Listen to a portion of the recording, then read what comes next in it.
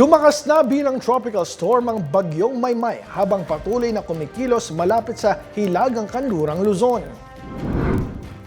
Ayon sa Pag-asa, taglay nito ang lakas ng hanging aabot sa 65 km per hour malapit sa gitna at pagbugsong hanggang 80 km per hour.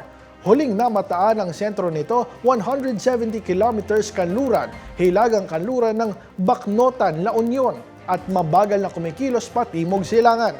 Nakataas ang signal number 2 sa ilang bahagi ng Ilocos Sur, La Union, Pangasinan, Abra, Mountain Province at Benguet.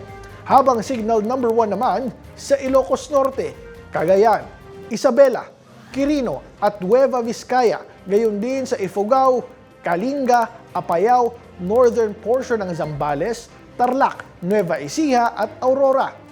Posible ring maglandfall o dumaan malapit sa Ilocos Sur o La Union ngayong araw ang bagyong Maymay.